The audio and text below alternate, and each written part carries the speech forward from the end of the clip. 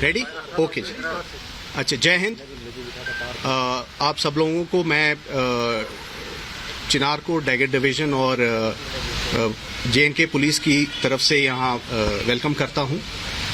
पिछले कुछ दिनों से हमें ये इंटेलिजेंस आ रही थी कि पाकिस्तान के तंजीमें यहाँ उड़ी के अंदर इन्फिल्ट्रेशन करना चाहते हैं और उनका मुद्दा था यहाँ पे इन्फिल्ट्रेशन करके जम्मू एंड कश्मीर के अंदर जो शांति बहाल हो रखी है उसको और बारामूला उड़ी तहसील के अंदर कोई खलबली करना, किसी IED के तहत कोई एक बड़ा धमाका करना और एक टेररिस्ट ग्रुप को इन्फिल्ट्रेट करके यहाँ पीस को डिस्टेबलाइज करना। इसी इंटेलिजेंस इनपुट्स के मद्देनज़र फौज ने और पुलिस ने अपना इंटेलिजेंस और CICT ग्रेड को और मजबूत किया और पिछले कुछ दिनों के अंदर हमारी जो डैगेट डिवीजन की फौज की आगे एम्बुशेस ले कर रहे थे उनको हमने इंटेलिजेंस इनपुट्स के हिसाब से साइट किया। आज सुबह तकरीबन 6:40 पर बहुत बुरा मौसम था, बारिश पड़ रही थी और फॉग का माहौल था। हमारे यहाँ रुस्तम बटालियन के हथलंगा एरिया के अंदर एक जो एम्बुश साइटेड था उसने नोटिस किया कि 3 से 4 टेररिस्ट ये LOC क्रॉस करने की कोशिश कर रहे हैं हथलंगा नाला के नज़दीक। इमीडिएटली कांटेक्ट इस्टेब्लिश किया गया। ये टेररिस्ट के साथ फायर फाइट तकरीबन 2 घंटे तक चली, 6:40 से लेके 8:40 तक। इस फायर फाइट के अंदर हिंदुस्तान फौज ने UBGLs, MGLs और रॉकेट लॉन्चर्स का इस्तेमाल किया और इस फायर फाइट के अंदर एक टेररिस्ट न्यूट्रलाइज किया गया। इसके बाद जो एम्बुश पार्टीज वहां थी उन्होंने नोटिस किया कि 2 टेररिस्ट जो कि इंजर्ड हुए हैं उन्होंने अपनी थोड़ी मूवमेंट बदल ली है, तो उसके हिसाब से एम्बुशेस ने रीसाइट किया और तकरीबन 9:15 बजे फिर से एक सेकेंड फायर फाइट शुरू हुई। ये फायर फाइट तकरीबन आधे घंटे तक के लिए चली, जिसके अंदर की दूसरा टेररिस्ट भी न्यूट्रलाइज कर दिया गया। इसी दौरान तीसरा टेररिस्ट जो इंजर्ड हुआ था वो पाकिस्तान फौज की पोस्ट जो नज़दीक में है उनके फायर सपोर्ट की मदद में उसने एक्सफिल्ट्रेट किया। इसमें यह चीज़ नोट करने की ज़रूरत है कि पाकिस्तान आर्मी की पोस्ट ने इस टेररिस्ट को एक्सफिल्ट्रेट करने के लिए फायर सपोर्ट दिया और हमारी तरफ फायर किया। फौज की जो पार्टीज इन्वॉल्व थी उन्होंने वहां क्वाडकॉप्टर भी फ्लाई किए।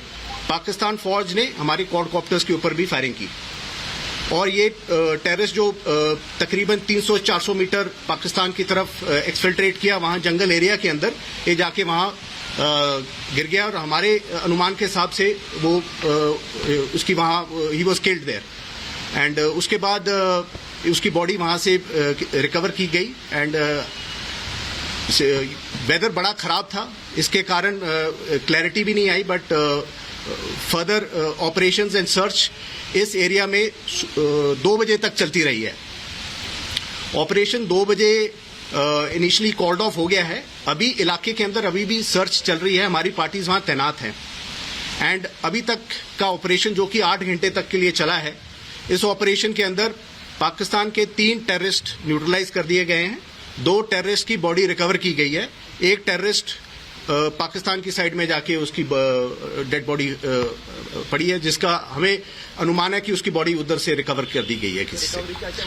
एंड ये ऑपरेशन दर्शाता है कि पाकिस्तान फौज किस तरीके से मुलव्विज़ है टेररिस्ट को हमारे यहाँ इन्फिल्ट्रेट करने की मदद करती है, उनकी फायर सपोर्ट देती है और मॉरल सपोर्ट देती है एंड कश्मीर के अंदर किस प्रकार से पाकिस्तान की फौज मुलव्विज़ है यहाँ पे हमारे पीस और सिक्योरिटी को हार्म करने के लिए। Do these fresh encounters reflect any change in the strategy of terrorists operating from across the border?